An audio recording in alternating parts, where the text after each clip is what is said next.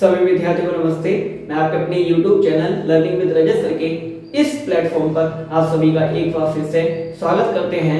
आज हम क्लास 9 का एक और लेक्चर आपके सामने आपके बीच लेकर आए हैं। चलिए स्टार्ट करते हैं अपना ये लेक्चर। लेकिन आपने लास्ट लेक्चर में क्या पढ़ा हुआ था, एक बार उससे रिकॉल कर लेते हैं, जिससे कि आप लास्ट वाली क्लास को इस क्लास से जोड़ पाए। तो हमने अभी तक लास्ट वाले जो लेक्चर में पढ़ा था वो हमें ना इससे पहले जो और लेक्चर हो चुके हैं उसमें जो हमने पढ़ रखा है उसके आधार पर हमने कुछ क्वेश्चन किए थे। क्वेश्चन क्या थी? पहला क्वेश्चन हम लोगों ने जो किया था वो उसमें बहुत सारे नाम दे रखे थे, हमें कुछ नाम दे रखे थे जिसमें से हमें पदार्थ को अलग करना था। कौन पदार्थ है कौन पदार्थ नहीं है ये हमें छांटना था। पहला क्वेश्चन हम लोगों ने ये किया था। दूसरा क्वेश्चन हम लोगों ने, आप जानते हैं, जिसमें हमें बताया गया था गर्मा गर्म खाने की महक हमारे पास तक आ जाती है, लेकिन ठंडे खाने की महक के लिए हमें उसके पास जाना पड़ रहा था। इसका हमें कारण बताना था, हमने कारण भी अच्छे से समझा था। दूसरा एक और क्वेश्चन किया था जिसमें स्विमिंग पूल में गोताखोर पानी को काट पाता है, ये प्रेक्षण से हमें पदार्थ के कौन सा गुण पता चलता है। तो हमने देखा था इससे पदार्थ के दो गुणों का हमें पता चला था। तो हमने लास्ट लेक्चर में ये कुछ क्वेश्चन किए थे, ठीक है। तो इसी के आगे हम लोग आज स्टार्ट करने जा रहे हैं। क्या है? सबसे पहले एक इंजेक्शन है। क्या है? रजत सर का एक इंजेक्शन है, ठीक है। तो इस इंजेक्शन के माध्यम से हम लोग क्लास स्टार्ट करने जा रहे हैं। इसमें है क्या? इसमें हमसे पहला कह रखा है द्रव्यमान का मात्रक किलोग्राम होता है, यानी कि द्रव्यमान को जो भी नापेंगे। अब ये द्रव्यमान हम लोग पढ़ चुके हैं, पदार्थ की जब परिभाषा पढ़ी थी तो हम लोगों ने उसमें ये द्रव्यमान शब्द पढ़ा था। अब हम लोग जब भी इससे नापेंगे तो किसमें नापेंगे? किलोग्राम में, मतलब केजी में नापेंगे। यानी कि द्रव्यमान का मात्रक क्या हो गया? KG, kilogram. फिर दूसरा क्या है? सेकंड पॉइंट, आयतन का मात्रक क्या हो गया? आयतन का मात्रक मीटर क्यूब होता है। क्या होता है? आयतन का मात्रक मीटर क्यूब होता है। अब इसे हिंदी में लिखेंगे तो कैसे लिखेंगे? क्यूब को क्या हिंदी में बोलते हैं? घन। क्यूब को क्या बोलते हैं? घन। इसलिए जब भी हिंदी में लिखते तो पावर को आगे लिख देते हैं, घन मीटर। तो क्या हो गया? घन मीटर। और इंग्लिश में बोलेंगे तो मीटर क्यूब। तो क्या हो गया? आयतन का मात्रक घन मीटर या मीटर क्यूब होता है। आयतन मापने का साधारण मात्रक क्या हो गया? लीटर। मतलब जब भी हम लोग साधारण नापते हैं, जब भी हम लोग साधारण आयतन में नापते हैं कोई चीज, जैसे कितने दूध है, कितना आयतन है दूध का, मतलब 6 लीटर, 5 लीटर, मतलब जब भी हम आयतन किसी चीज का नापेंगे तो लीटर में नापते हैं। कितने लीटर पानी, कितने लीटर पेट्रोल, मतलब कितना आयतन है, कितने लीटर दूध है, तो किसमें नापना है? लीटर में आयतन को, ठीक है। याद रखेंगे कि साधारण मात्रक है क्या? लीटर। किसका? आयतन का। चौथा पॉइंट क्या है? एक छोटी सी वर्षा बूंद, यानी कि जो बारिश की बूंद होती है, एक छोटी सी बारिश की बूंद में जल के लगभग 10 की घात 21 कण होते हैं। मतलब एक जो छोटी बारिश की बूंद होती है उसके अंदर जल के कितने कण होते हैं? 10 की घात 21। अब आप सोच के देखो, बारिश की बूंद कितनी छोटी होती है, कितनी छोटी होती है, और उसके अंदर लगभग 10 की पावर 21, 10 की पावर 21 समझ रहे हो ना? एक बना के उसके पीछे 10 21 जीरो लगा दो, मतलब 21 जीरो लगाने आपको। आप लिखते चले जाओगे 1 2 3 4 5 6 7 8 9 10 11 12 13 ऐसे करके 21 तक लिखोगे। मतलब एक छोटी सी वर्षा की बूंद में इतने सारे कण होते हैं। अब आप इमेजिन करके देखो कि कण कितने ही छोटे होते हैं, कितने छोटे होते हैं कण। जब बारिश की बूंदी इतनी छोटी होती है, उस बूंद के अंदर भी चल के 10 की पावर 21 कण होते हैं। आप समझ सकते हैं एक कण वाकई में कितना छोटा होता होगा। समझ में आ रहा है ना? इमेजिन करके देखो कण कितना छोटा है, ठीक है। यानी कि 10 की घात 21 कण मिले होंगे जाके, तब एक बारिश की बूंद बनी हुई है। और कितना सारा पानी बरसता है, कितनी सारी बूंदें गिरती होंगी, कितने ज्यादा कण होते होंगे, है ना? इमेजिन करके देखो, अच्छा लगेगा, ठीक है। ये आपने समझ लिया। अब हमारा क्या है आगे? पदार्थ की अवस्थाएं। हम लोग नेक्स्ट क्या पढ़ने वाले हैं? पदार्थ की अवस्थाएं कितनी होती हैं। पहले पदार्थ के बारे में जाना था, पदार्थ किसे कहते हैं। अब हम क्या पढ़ने वाले हैं? पदार्थ की अवस्थाएं क्या क्या होती हैं, ठीक है। पहले कितनी होती है पहले ये जानते हैं, फिर क्या क्या होती है वो जानते हैं। तो पदार्थ की 3 भौतिक अवस्थाएं होती हैं। कितनी? 3 भौतिक अवस्थाएं होती हैं। कौन कौन सी? पदार्थ की 3 भौतिक अवस्थाएं होती है। कौन कौन सी? ठोस, द्रव और गैस। ठोस, द्रव और गैस। ठोस को क्या बोलते हैं? सॉलिड, द्रव को लिक्विड और गैस को गैसी बोलते हैं इंग्लिश में। याद रखेंगे द्रव लिखा है, द्रव्य नहीं लिखा है, द्रव लिखा है, इसलिए इसे क्या बोलेंगे, लिक्विड। ठीक है, ठोस, सॉलिड, गैस, गैस नॉर्मल है। एक बार पढ़ लो फिर आगे चलते हैं। अब हम लोग आगे देखेंगे, पहले एक बार आप इसे देख लो। अभी हमने क्या पढ़ा था, अभी हमने पदार्थ की अवस्थाएं पढ़ी थी। 3 पदार्थ की अवस्थाएं पढ़ी थी, ठोस, द्रव और गैस, 3 अवस्थाएं पढ़ी थी। अब उनके बीच अंतर जान लेते हैं। क्या है मेरी हेडिंग, नेक्स्ट हेडिंग वाली क्या है, ठोस, द्रव तथा गैस में अंतर। यानी कि आपसे क्वेश्चन पेपर में पूछ सकता है कि ठोस, द्रव और गैस में अंतर बताओ, ठोस, द्रव और गैस में अंतर बताओ। तो आप 3, 5 कम से कम 5 लिखे हैं, ठोस की 5, द्रव की 5, गैस की 5। या इसी क्वेश्चन को दूसरे तरीके से पूछ लेगा, क्या, ठोस, द्रव तथा गैस के गुण बताओ, ठोस, द्रव तथा गैस के गुण बताओ या विशेषताएं बताओ। 3, 4 जो जितनी पूछना चाहे। ठीक है, तो ठोस, द्रव तथा गैस के गुण या विशेषताएं बताओ। इस तरीके से भी क्वेश्चन बन सकता है। 2 तरीके से क्वेश्चन बना, एक और तरीके से क्वेश्चन बन सकता है, ठोस, द्रव तथा गैस अवस्थाओं की तुलना करो। यानी कि एग्जाम में जब भी आपसे ये क्वेश्चन पूछा जाएगा तो घुमा फिरा के कितने भी तरीके से पूछा जाए, इन्हीं 3 टाइप से क्वेश्चन बनेगा, आप लिख लेंगे। या आपसे ये भी कह सकता है, ठोस की कोई भी 2 विशेषताएं बताओ, द्रव की कोई भी 3 गुण बताओ, ठोस और द्रव में अंतर बताओ। बहुत सारे तरीके हैं क्वेश्चन को घुमाने के। तो आपको इस जो कवर कराने जा रहे हैं, इससे आपके सभी तरीके के आंसर आपको मिल जाएंगे। ठीक है, आप बस ध्यान लगा के सुनना, एक एक अंतर को अच्छे से समझना, यहाँ बैठाना, बाद में आप लिख लेना कॉपी पे, जैसे मैंने लाइन कर करके बनाए जैसे आप ही लिख लेना। ये तीनों हेडिंग डाल लेना, ठोस, द्रव तथा गैस में अंतर, ठोस, द्रव तथा गैस के गुण, गुण बोलो या विशेषताएं बोलो, गुण भी पूछे जा सकते हैं, विशेषताएं भी पूछी जा सकती है, ठोस, द्रव तथा गैस अवस्थाओं की तुलना भी कराई जा सकती है। यानी कि और तरीके से भी मैंने आपको बता दिया ओरली किस तरीके से क्वेश्चन पूछ सकता है। ठोस और गैस के 2 गुण बताओ, ठोस और द्रव की विशेषताएं बताओ। बहुत तरीके हैं क्वेश्चन पूछने के, तो आपको इन पर पकड़ बना लेंगे। एग्जाम में टीचर कैसे भी सवाल पूछे आप आंसर दे देंगे आसानी से। समझ में आया? चलिए आइए एक एक अच्छे से पढ़ते हुए चलेंगे। ठीक है, मैंने इधर बना रखा है, यहाँ जितनी भी कहानी लिखी जाएगी वो ठोस की कहानी होगी। किसकी? ठोस की कहानी होगी। लेकिन बीच में जो लिखी है कहानी वो किसकी है? द्रव की। और इधर कहानी चलेगी गैस की। यानी कि ठोस, द्रव और गैस को कंपैरिजन कर रहे हैं, तुलना करके पढ़ रहे हैं। कैसे पढ़ रहे हैं? एक एक पॉइंट को अच्छे से याद करते हुए चलेंगे, समझेंगे, अच्छे से याद होगा, कोई टेंशन नहीं आएगी पेपर में लिखने की। देखो पहला क्या है हमारा आकार, यानी कि हमें पहले क्या देखना है, ठोस का आकार कैसा होता है, द्रव का आकार कैसा होता है और गैस का आकार कैसा होता है। तीनों के आकार दिख रहे हैं। तो पहले क्या लिखा हुआ है, ठोस का जो आकार होता है वो निश्चित होता है, द्रव का आकार अनिश्चित होता है, गैस का आकार अनिश्चित होता है। सर आपने अभी बताया, हमने सामने लिखा हुआ, अभी याद हो गया सर, निश्चित अनिश्चित अनिश्चित याद हो गया सर। लेकिन बेटा पेपर में कंफ्यूजन होता है, तो एक बार आप अच्छे से समझ लो, एग्जाम्पल के थ्रू आपको समझा दे रहे, आप अच्छे से समझेंगे, आपको दिक्कत नहीं आएगी। समझ में आ रहा है ना? तो आप एक एक चीज को समझें। क्या समझ में? पहला पॉइंट समझिए। लेकिन एक बात और, पेपर में जब आप ये लिखेंगे, इसे मेरी तरह मत लिख देना, पेपर में आप पूरी लाइन लिखना। कैसे? ठोस का आकार निश्चित होता है, द्रव का आकार अनिश्चित होता है, गैस का आकार अनिश्चित होता है। इस तरीके से आप पेपर में लाइन बना बना के लिख के आएंगे, मेरी तरह डायरेक्ट नहीं लिख देंगे, वो आपको समझाने के लिए। ठीक है, कम टाइम में आपको कम लिख के आपको ज्यादा समझा सके। तो ठोस का आकार कैसा होता है? निश्चित। द्रव का आकार कैसा होता है? अनिश्चित। गैस का आकार कैसा होता है? अनिश्चित। समझ लेते हैं, ठोस का आकार निश्चित कैसे होगा? ये क्या है? ठोस है, सॉलिड है, ठोस। अब इसका आकार ये अभी किस फॉर्म है कि घनाभ टाइप में कुछ है। अगर आप इसे रख दें 1 घंटे के लिए, 1 दिन के लिए, 24 घंटे के लिए, 24 दिन के लिए, 24 साल के लिए, क्या इसकी आकृति चेंज होगी? क्या इसका आकार चेंज होगा?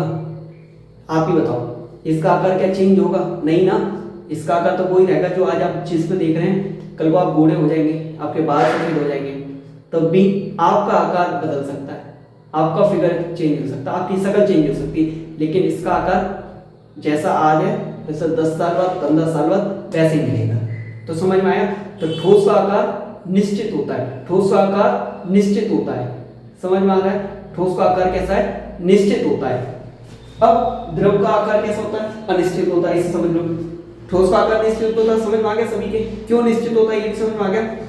ये ठोस है, 10 साल बाद 40 साल बाद जब भी देखोगे इसी फॉर्म में मिलेगा, इसी घनाभ आकार में मिलेगा, यानी कि इसका जो आकार हुआ निश्चित हो गया, कभी नहीं बदलेगा। अब द्रव का देखो, द्रव का आकार कैसा होता है। अब इस द्रव, हम द्रव के आकार के बारे में समझ में आ रहा है। अभी इस बोतल के अंदर पानी है, इस बोतल के अंदर पानी है, इस पानी का आकार अभी कैसा है, अब इसके अंदर जो पानी है उसका आकार कैसा है, जैसे इस बोतल का आकार है, मतलब इस बोतल का आकार जैसा है वैसे ही इसके अंदर के पानी का आकार हो गया, आकार हो गया। अब इसकी बोतल के पानी को हम एक बाल्टी में डालें, एक गिलास में डालें, बाल्टी में डालेंगे तो बाल्टी का आकार ले लेगा, गिलास में डालेंगे तो गिलास के आकार का ले लेगा। कहीं आपके घर में तो ऐसा पानी नहीं है कि बोतल का पानी किसी और में डाला तो बोतल जैसे आकार बाहर निकल के आता है, ऐसा तो नहीं है आपके घर में, ना मेरे घर में है, मैं पहले ही बता दे रहा। इस अभी इसमें क्या है, इसमें जो पानी है वो कैसा है, बोतल के आकार का है, बोतल के आकार का है। लेकिन अगर इसी बोतल के पानी को हम किसी दूसरे बर्तन में डालें, गिलास में डालें तो गिलास का आकार ले लेगा, अगर हम किसी उसमें डालें बाल्टी में तो बाल्टी का आकार ले लेगा। यानी कि इसका आकार क्या हो रहा है, चेंज हो रहा है, चेंज हो रहा है, मतलब अनिश्चित है, निश्चित नहीं है इसका आकार। जिस बर्तन में डालेंगे उसका आकार ले लेगा, समझ में आ रहा है ना। कटोरी में डालें, बाउल में डालें, जिसमें डालेंगे उसका आकार ले लेगा। तो समझ में आया, इसका आकार कैसा हो गया, अनिश्चित। ठोस का समझा था, निश्चित, आकार कैसा हो गया, अनिश्चित। याद करते हुए चलेंगे, समझते हुए चलेंगे, कभी दिक्कत नहीं आएगी। गैस का आकार कैसा होता है, अनिश्चित। गैस का आकार कैसा होता है, अनिश्चित। ये भी द्रव की तरह होता है। सिलेंडर में है तो सिलेंडर का आकार ले लेगी गैस, और उसी गैस को एक छोटे से डिब्बे में भर लो, एक कंटेनर में भर लो तो उस डिब्बे के जैसा आकार ले लेगी, मतलब इसका आकार चेंज हो जाएगा। जैसे किसी और में डालोगे उसका आकार ले लेगा। तो समझ में आया, ठोस क्या था, ठोस का आकार निश्चित था, आज जैसा देखोगे 40 साल बाद ऐसा ही दिखाई दे। लेकिन द्रव और गैस दोनों के आकार अनिश्चित होते हैं, क्योंकि इन्हें जिस बर्तन में रखा जाता, जिस बर्तन में रखा जाता ये उसका आकार ले लेते हैं। समझ में आ गया पहला पॉइंट। आगे बढ़े, कोई डाउट नहीं है ना, चलो आगे देखते हैं। दूसरा पॉइंट है आयतन। दूसरा पॉइंट क्या है, आयतन। आयतन ठोस का कैसा होता है, निश्चित होता है। द्रव का कैसा होता है, निश्चित होता है। गैस का क्या होता है, अनिश्चित होता है। मतलब मैंने पहले बता रखा, पेपर में जब भी आप लिख आएंगे पूरी पूरी लाइन लिख आएंगे कैसे, ठोस का आयतन निश्चित होता है, द्रव का आयतन निश्चित होता है, गैस का आयतन अनिश्चित होता है। इस तरीके से आपको पेपर में लाइन बाई लाइन लिख के आना है। मैंने डायरेक्ट लिख दिया। अब समझ लेते हैं, आयतन निश्चित होता है किसका, ठोस का। ये है ना। अभी आकार की बात कर रहे थे, इससे पहले आकार की बात कर रहे थे। मतलब ये जैसा था, जैसा भी दिख रहा है वैसा 40 साल बाद भी दिखेगा, तो आकार हो गया, इसी फॉर्म में इसी रूप में दिखाई दे तो इसका आकार हो गया।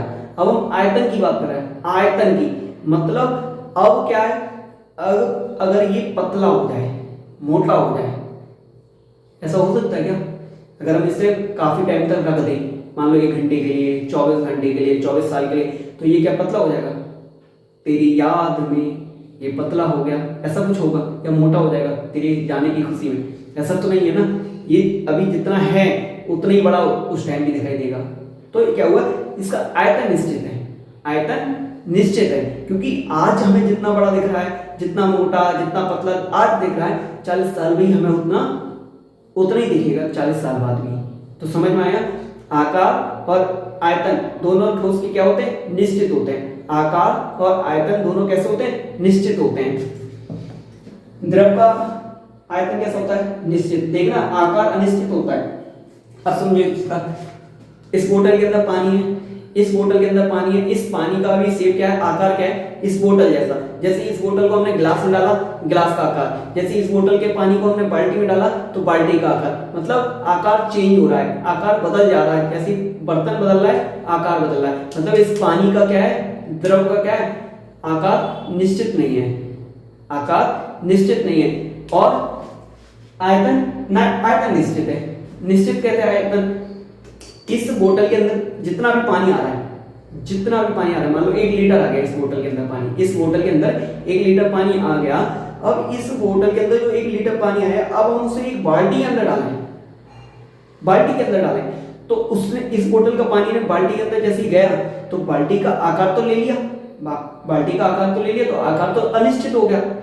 लेकिन 1 लीटर जो पानी था बोतल के अंदर, वो मैंने जैसे पूरा डाल दिया बाल्टी के अंदर, तो क्या बाल्टी के अंदर ऐसे 1 लीटर गया तो क्या ज्यादा या कम हो जाएगा? 1 लीटर से ज्यादा हो गया या कम हो जाएगा, ऐसा कुछ होगा?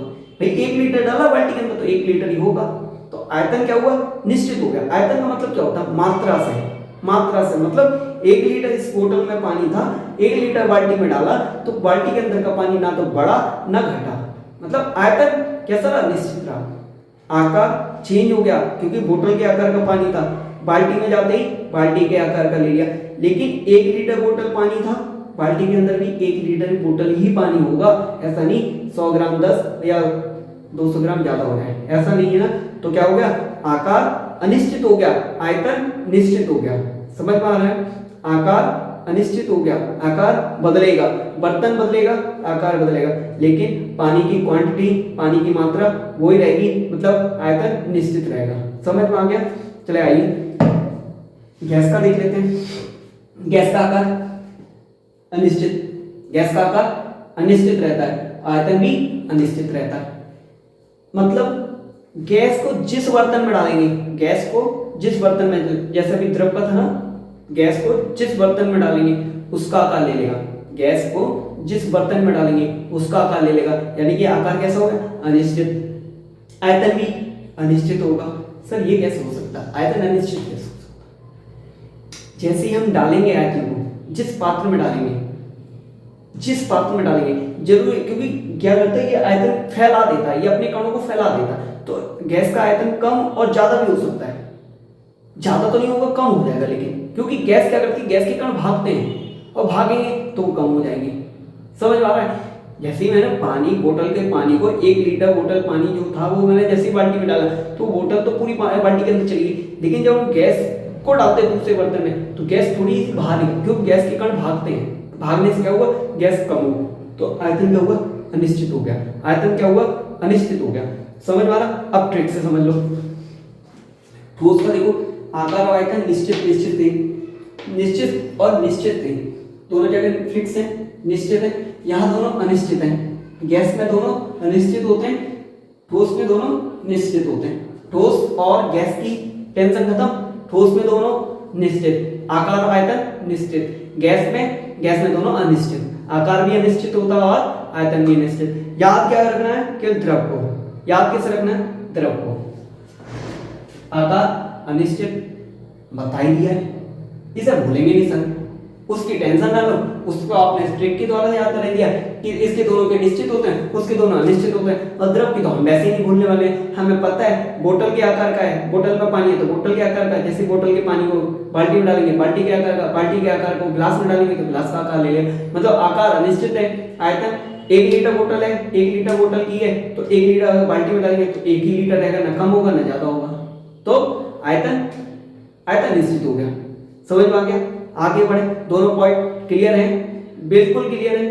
वैसा क्लियर मतलब है ना सब कुछ गायब हो जाए, ठीक है? दोनों समझ में आ गए? समझ में आ गए? तो कॉपी पे जब लिखना ना तो वीडियो तो देख लो पहले पूरी, समझ लो अच्छे से, फिर इस बार जैसे वीडियो कंप्लीट हो उसके बाद एक रफ कॉपी उठाना, फिर सर ने भी जो 5 बोर्ड पढ़ाए थे ना लिख के देखना, ठोस द्रव गैस में अंतर लिख के देखना, ठीक है? तो अभी आपका काम यही रहेगा, जैसे वीडियो समाप्त हो उसके बाद आप कॉपी पे लिख के देखेंगे मैंने क्या बताया, सर ने क्या बताया था ठोस के बारे में। अच्छा, ठोस के बारे में आकार बताया था निश्चित होता, क्यों बताया था, और इसका आयतन निश्चित होता क्यों बताया था सर ने। अच्छा, द्रव का आकार आयतन बताया था, अनिश्चित निश्चित क्या बताया था, क्यों बताया था, समझ समझ के लिखना, सब लिख डालोगे क्योंकि आपके दिमाग से में छप रहा है, ठीक है? और मैं भी पीपीटी से नहीं पढ़ाता, चाहता पीपीटी से पढ़ा देता, बहुत आसान हो जाता मेरे लिए, आता पीपीटी खोलता चला देता आपके लिए, समझाता हुआ चला जाता, लेकिन पीपीटी से नहीं, जो यहाँ है वो यहाँ छप रहा है, मतलब जो दिमाग में है वो मैं यहाँ लिख रहा हूँ, तभी आप देख रहे होंगे नोट्स कितने आसान लैंग्वेज में, इससे आसान लैंग्वेज में आपको कहीं नहीं मिलेंगे जो आपको तुरंत याद भी हो जाए, ठीक है? तो इसे अच्छे से कवर करते हुए चलें। तीसरा पॉइंट देख लेते हैं, इनका घनत्व अधिक होता है, इनका घनत्व, घनत्व को अंग्रेजी में क्या बोलते हैं? डेंसिटी। डेंसिटी, इनका घनत्व अधिक होता है। इनका घनत्व ठोस से कम लेकिन गैस से अधिक होता है। मतलब इनका घनत्व है, जो ठोस का घनत्व है वो अधिक होता है, यानी कि ठोस का घनत्व ज्यादा होता है, डेंसिटी ज्यादा होती है। इनका घनत्व ठोस से तो कम होता है, इससे तो कम होता है लेकिन इससे ज्यादा होता है। मतलब द्रव का जो घनत्व है वो ठोस से तो कम होता है, ठोस से तो कम होता है लेकिन गैस से ज्यादा होता है, ठीक है। और इनका घनत्व बहुत कम होता है। मतलब हमने क्या समझा घनत्व के बारे में? पहला पॉइंट हमने पढ़ा था आकार के बारे में, दूसरा पढ़ा था आयतन के बारे में, तीसरा पढ़ा है घनत्व के। ठोस का जो घनत्व होता है सबसे ज्यादा होता है, ठोस का घनत्व सबसे ज्यादा होता है, द्रव का सबसे कम होता है। ठोस का घनत्व सबसे ज्यादा और गैस का सबसे कम। लेकिन फिर द्रव का क्या? द्रव का बता तो दिया, ठोस से तो क्या होता है? कम होता है, लेकिन गैस से ज्यादा होता है। ठोस से कम और गैस से ज्यादा। किसका घनत्व? द्रव का घनत्व। आ जाओ देख लेते हैं। इनका घनत्व ठोस से तो कम होता है, इससे तो कम होता है लेकिन इससे ज्यादा होता है। अब इसे समझो, आपके दिमाग में एक क्वेश्चन आ रहा होगा, सर ये घनत्व होता क्या है? डेंसिटी होती क्या है? क्या होता है इसका मतलब? एक बार आप हमें बता दो तो हम समझ जाएंगे। घनत्व का मतलब ये समझो, यहाँ पे मैं बता रहा हूँ, जैसे ये बॉक्स है, तीनों का मैं बॉक्स बना लेगा, ठीक है। घनत्व का मतलब आप समझे पहले। अब आप ये बताओ, ये तीन मैंने छोटे छोटे बॉक्स बनाए हैं ठोस, द्रव और गैस के। अगर इस बॉक्स के अंदर ठोस के कण आएंगे तो बहुत ज्यादा आएंगे, बहुत ज्यादा आएंगे। इसमें बहुत पास पास होते हैं ना, मैंने आपको बता रखा है, बहुत पास पास होते हैं। इसके थोड़े दूर दूर होते हैं, ठीक है। इसके बहुत ही दूर होते हैं, ठीक है। तो अब इससे क्या हुआ? मतलब दोनों की, इन तीनों बॉक्स को मैंने बनाया बराबर बराबर है, लगभग लगभग तीनों बॉक्स बराबर है। लेकिन सबसे ज्यादा कण किसके ज्यादा अंदर है? इसके अंदर, इस बॉक्स के अंदर सबसे ज्यादा कण है, क्योंकि ये ठोस के कण है। ठोस के कण उतनी सी बॉक्स के अंदर बहुत ज्यादा आ गए हैं, मतलब ज्यादा डेंसिटी है, घनत्व ज्यादा है। द्रव के इस बॉक्स के अंदर द्रव के कण कितने हैं? ठोस से तो कम है, ठोस से तो कम है लेकिन गैस से तो ज्यादा है ना।